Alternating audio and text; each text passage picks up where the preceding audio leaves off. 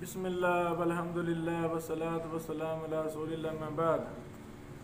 میرے عزیزو، مجلس سما صحیح ابن حبان انشاءاللہ آج ہم صفحہ نمبر 65 سے شروع کریں گے۔ امام ابن حبان فرماتے ہیں القسم الاول من اقسام سنن وهو الاوامر، سنت کی اقسام میں سے پہلی قسم اوامر کی جمع اوامر۔ میرے بیٹو، امام ابن حبان رحمہ اللہ نے ساری زندگی قرآن و سنت کی خدمت کی، تو جو بندہ لگا رہتا ہے، مخلص ہو کے لگا رہتا ہے، اللہ اس کا ذہن کھول دیتے ہیں، سینہ کھول دیتے ہیں، علم کو آسان کر دیتے ہیں۔ تو امام ابن حبان تاریخ اسلام کا وہ مجدد ہے، وہ محدث ہے، وہ امام الائمہ ہے، جنہوں نے سنت میں اتنا تتبع کیا کہ امر کی 110 قسمیں اکٹھی کیں، اور پھر ان کے مال و مالے پر بحوث لکھیں اور حق ادا کر دیا۔ تاریخ اسلام میں اس انداز میں بحث کسی نے کی نہیں، اور ہر حدیث باسند لا رہے ہیں، پھر شرح کر رہے ہیں، مد مقابل کا بھی رد کر رہے ہیں، صحیح معنی کو بیان کر رہے ہیں، راویوں پر بات کر رہے ہیں، اصولوں پر بات کر رہے ہیں رحمہ اللہ اجمعین۔ جی بیٹا احمد بیٹا پڑھیں گے؟ جی پڑھیں جی، بسم اللہ۔ بسم الله الرحمن الرحيم. القسم الأول من أقسام السنن وهو الأوامر. قال أبو حاتم رحمه الله: تدبرت خطاب الأوامر عن المصطفى صلى الله عليه وسلم لاكتشاف ما طواه في جوامع كلمه، رأيتها تدور على 100 نوع و10 أنواع. يجب على كل منتحل لسنن أن يعرف فصولها، وكل منسوب إلى علم أن يقف على جوامعها، لئلا يضع السنن إلا في مواضعها ولا يزيلها عن موضع القصد في سننها. فأما النوع الأول، امام ابن حبان صاحب کتنی اچھی بات کر رہے ہیں کہ جو بھی اپنے آپ کو حدیث کے ساتھ منسوب کرتا ہے وہ ان قسموں کو پہچانے تاکہ حدیث کا صحیح معنی وہ بیان کر سکے۔ ابن حبان صاحب، آپ جب سے ہمیں پتہ چلا ہے الحمدللہ ہم یہ شور ڈال رہے ہیں، الحمدللہ یہ ضرور یہ کتاب پڑھی جا رہی ہے اللہ کی رحمت سے، ہمارے پوری دنیا میں شاگرد طلبہ طالبات اس کو پڑھ رہے ہیں، علماء استفادہ کر رہے ہیں، الحمدللہ محدثین استفادہ کر رہے ہیں۔ اب ہم اس کتاب کی تقریب بھی میں نے بتایا تیار کی ہے، انشاءاللہ وہ ہم شائع کر کے مدارس میں ہم بھیجیں گے، علماء کو بھیجیں گے، تاکہ ابن حبان کا یہ منہج جو صلح محدثین کا منہج ہے کہ بریک بینی کے ساتھ کام ہو، وہ یہ عام ہو جائے گا۔ جی بیٹا۔ فأما النوع الأول من أنواع الأوامر فهو لفظ الأمر الذي هو فرض على المخاطبين كافة في جميع الأحوال وفي كل الأوقات حتى لا يسع أحد منهم الخروج منه بحال. النوع الثاني ألفاظ الوعد التي مرادها الأوامر باستعمال تلك الأشياء. النوع الثالث لفظ الأمر الذي أمر به المخاطبون في بعض الأحوال للكل. النوع الرابع لفظ الأمر الذي أمر به بعض المخاطبين في بعض الأحوال للكل. النوع الخامس الأمر بشيء الذي قامت الدلالة من خبر إنسان على فرديته وعارضه بعض فعله ووافقه البعض. النوع السادس لفظ الأمر الذي قامت الدلالة من خبر إنسان على فرديته، قد يسع ترك ذلك الأمر المفروض عند وجود 10 خصال معلومة، فمتى وجد خصلة من هذه الخصال ال10 كان الأمر باستعمال ذلك الشيء جائزا تركه، ومتى عدم هذه الخصال ال10 كان الأمر باستعمال ذلك الشيء واجبا.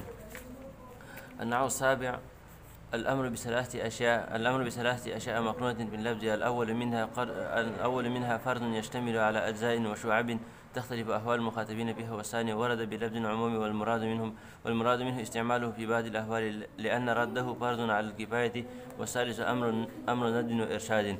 والنوع الثامن الأمر بثلاثة أشياء مقرونة باللفظ. الأول منها فرض على المخاطبين في بعض الأحوال، والثاني فرض على المخاطبين في جميع الأحوال، والثالث أمر إباحة لا حتم. النوع التاسع الأمر بثلاثة أشياء مقرونة بذكر أحدها فرض على جميع المخاطبين في جميع الأحوال، والثالث أمر ندب وإرشاد لا فريض وإيجاب.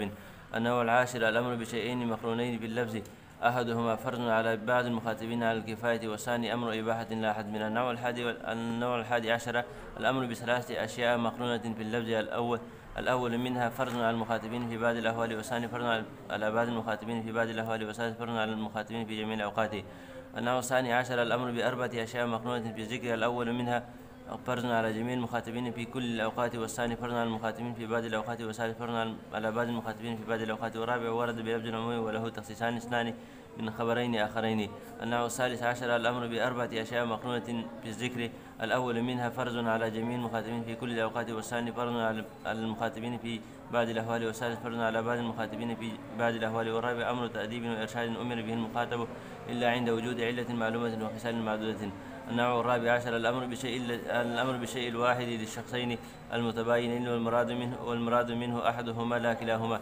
النوع الخامس عشر الأمر الذي أمر به إنسان بعينه في شيء معلوم لا يجوز لأحد بعده استعمال ذلك الفعل إلى يوم القيامة، وإن كان ذلك شيء معلوم يوجد. النوع السادس عشر الأمر بفعل عند وجود سبب لعلة معلومة، وعند عدم ذلك سبب الأمر بفعل ثان لعلة معلومة خلاف تلك العلة المعلومة التي من أجلها أمر بالأمر الأول. النوع السابع عشر الأمر بأشياء معلومة قد كرر بذكر الأمر بشيء من تلك الأشياء المأمور بها على سبيل التأكيد. النوع الثامن عشر الأمر باستعمال شيء بإزمار سبب لا يجوز استعمال ذلك شيء إلا باعتقاد ذلك السبب المزمر في نفس الخطاب. النوع التاسع عشر الأمر بالشيء الذي أمر على سبيل الحتم مراده استعمال ذلك اللفظ مع زجر عن ضده. النوع العشرون الأمر بالشيء الذي أمر به المخاطبون في بعض الأحوال عند وقتين معلومين على سبيل الفرض والإيجاب قد دل فعله على أن المأمور به بأحد الوقتين المعلومين غير فرد، وبقي حكم الوقت الثاني على حالته. النوع الحادي والعشرون ألفاظ إعلام مرادها الأوامر التي هي المفسرة لمجمل الخطاب في الكتاب. النوع الثاني والعشرون لفظة أمر بشيء تشتمل على أجزاء وشعب، فما كان من تلك الأجزاء والشعب بالإجماع أنه ليس بفرد فهو نفل، وما لم يدل الإجماع ولا الخبر على نفيته فهو حتم لا يجوز تركه بحال. النوع الثالث والعشرون الأوامر التي وردت بألفاظ مجملة تفسير تلك المجمل في أخبار أخرى. النوع الرابع والعشرون الأوامر التي وردت بألفاظ مختصرة ذكر بعضها في أخبار أخرى. النوع الخامس والعشرون الأمر بشيء الذي بيان كيفيته بأفعاله صلى الله عليه وسلم. النوع السادس والعشرون الأمر بشيئين متضادين على سبيل الندب خير المأمور به بينهما حتى إنه لا يفعل ما شاء للأمرين المأمور به، والقصد فيه الزجر عن شيء ثالث. النوع السابع والعشرون الأمر بشيئين مقرونين بالذكر المراد من أحدهما الحتم والإيجاب مع إزمار شرط فيه قد قرن به حتى لا يكون الأمر بذلك شيء إلا مقرون بذلك الشرط الذي هو المزمر في نفس الخطاب، والآخر أمر إيجاب على ظاهره يشتمل على الزجر عن ضده. النوع الثامن والعشرون لفظ الأمر الذي ظاهره مستقل بنفسه وله تخصيصان اثنان، أحدهما من خبر إنسان والآخر من الإجماع، وقد يستعمل الخبر مرة على عمومه وتارة يخص بخبر إنسان وأخرى يخص بالإجماع. النوع التاسع والعشرون الأمر بشيئين مقرونين في الذكر خير المأمور به بينهما حتى إنه لموسع عليه أن يفعل أي ما شاء منهما. النوع الثلاثون الأمر الذي ورد بلفظ البدل حتى لا يجوز استعماله إلا عدم سبيل الفرد الأول. النوع الحادي والثلاثون لفظة أمر بفعل من أجل سبب مزمر بالخطاب، فمتى كان السبب المزمر الذي من أجله أمر بذلك الفعل معلوما بعلم كان الأمر به واجبا، وقد علم علم ذلك السبب بعد قطع الوحي، فغير جائز استعمال ذلك الفعل لأحد إلى يوم القيامة. النوع الثاني والثلاثون الأمر باستعمال الفعل عند عدم شيئين معلومين، فمتى عدم الشيئان اللذان ذكر في ظاهر الخطاب كان استعمال ذلك الفعل مباحا للمسلمين كافة، ومتى كان أحد ذلك الشيئين موجودا كان استعمال ذلك الفعل منهيا عنه بعض الناس. وقد يباح استعمال ذلك الفعل تارة لمن وجد فيه شيئان اللذان وسبتهما، كما زجر عن استعماله تارة أخرى من وجد فيه. النوع الثالث والثلاثون الأمر بإعادة فعل قصد المؤدي لذلك الفعل أداه فأتى به على غير الشرط الذي أمر به. النوع الرابع والثلاثون الأمر بشيئين مقرونين في الذكر عند حدوث سبب أحدهما معلوم يستعمل على كيفيته والآخر بيان كيفيته في فعله وأمره. النوع الخامس والثلاثون الأمر بشيء الذي أمر به بلفظ الإيجاب والحكم، وقد قامت الدلالة من خبر إنسان على ندبيته والقصد فيه علة معلومة أمر من أجلها هذا الأمر المأمور به. النوع السادس والثلاثون الأمر بشيء الذي كان محظورا فأبيح ثم نهي عنه فهو محرم إلى يوم القيامة. النوع السابع والثلاثون الأمر الذي خير المأمور به بين ثلاثة أشياء مقرونة بذكر عند عدم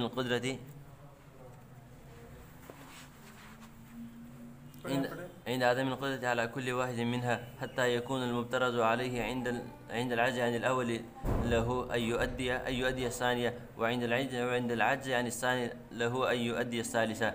النوع الثامن والثلاثون لفظ الأمر الذي خير المأمور به بين أمرين بلفظ التخيير على سبيل الحتم والإيجاب، حتى يكون المفترض عليه له أن يؤدي أي ما شاء منهما. النوع التاسع والثلاثون لفظ الأمر الذي خير المأمور به بين أشياء محصورة من عدد معلوم، حتى لا يكون له تعدي من ما خير فيه إلى ما هو أكثر منه العدد. النوع الأربعون الأمر الذي هو فرض خير المأمور به بين ثلاث أشياء، حتى يكون المفترض عليه له أن يؤدي أي ما شاء من الأشياء الثلاث. النوع الحادي والأربعون الأمر بشيء الذي خير المأمور به في أدائه بين صفات ذوات عدد، ثم ندب إلى الأخذ منها بأيسرها عليه.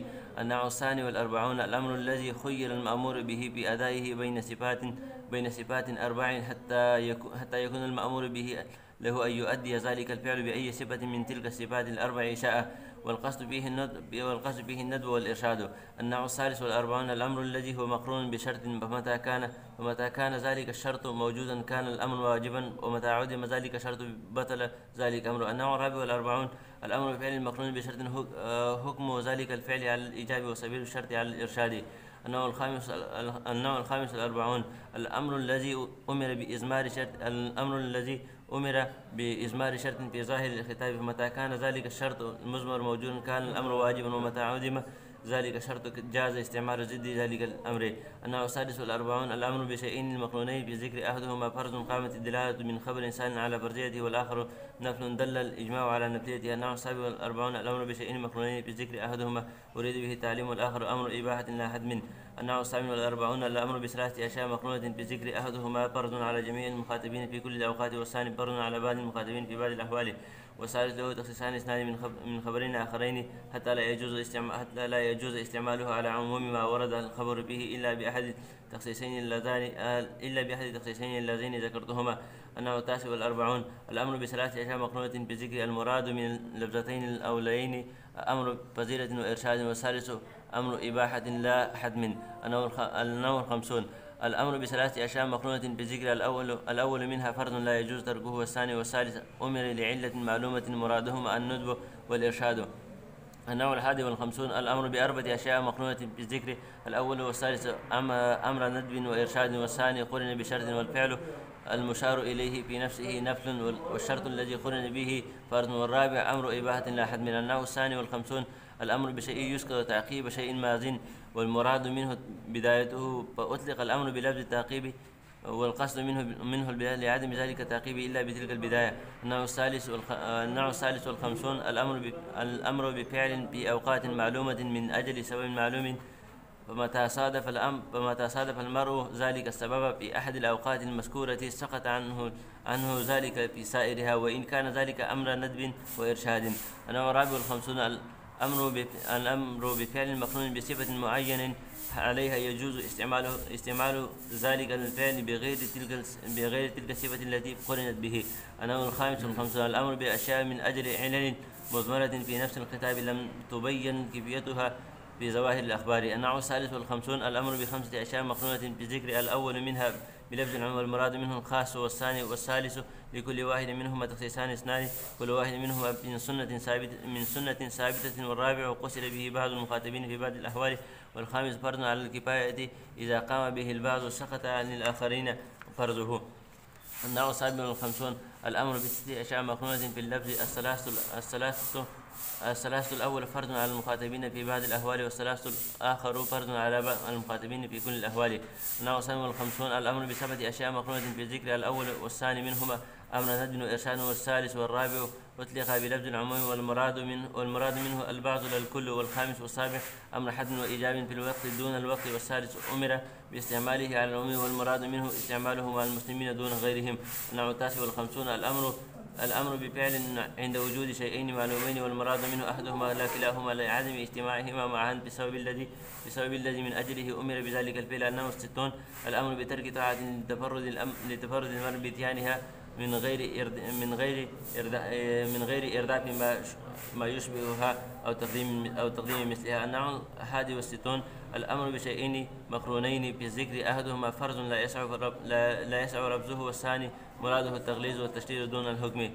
النوع الثاني والستون لفظة أمر قرن بزجر عن ترك استعمال شيء قد قرن إباحته بشرطين معلومين، ثم قرن أحد الشرطين بشرط ثالث حتى لا يباح ذلك الفعل إلا بهذه الشرائط المذكورة. النوع الثالث والستون الأمر بشيء الذي مراده التحذير مما يتوقع بالمتعقب مما حذر عليه. النوع الرابع والستون الأمر بشيء الذي مراده الزجر عن سبب ذلك الشيء المأمور به.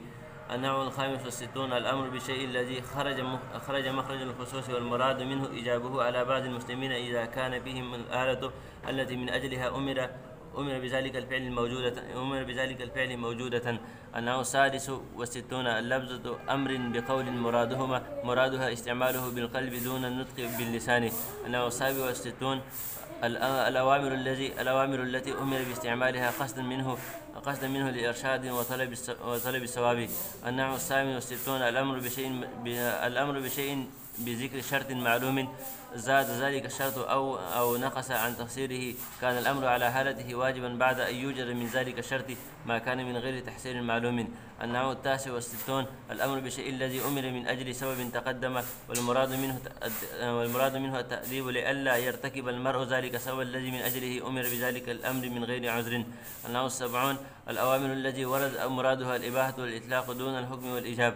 النوع الحادي والسبعون الأوامر التي أبيحت من أجل أشياء محصورة على شرط معلوم للسعة والترخيص. النوع الثاني والسبعون الأمر بشيء عند حدوث سبب بإطلاق اسم المقصود على سببه. النوع الثلاثون والسبعون النوع الثالث والسبعون الأوامر التي وردت مرادها التهديد والزجر عن ضد الأمر الذي أمر به. النوع الرابع والسبعون الأمر بشيء عند فعل ماض مراده جواز استعمال ذلك الفعل المسؤول عنه مع إباحة استعمال مرة أخرى.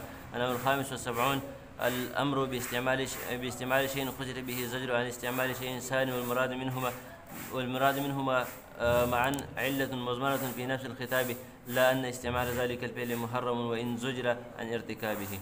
अल्लाह अकबर। मेरे अजीजों, देखा आपने अभी अमर की 75 किस्में पढ़ी हैं, सिर्फ किस्में शेखाना, सिर्फ किस्में।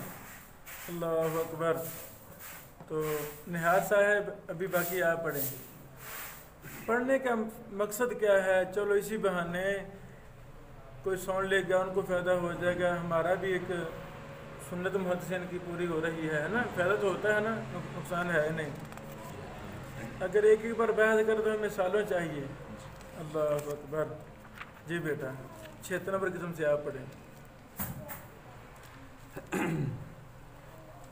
أعوذ بالله من الشيطان الرجيم بسم الله الرحمن الرحيم.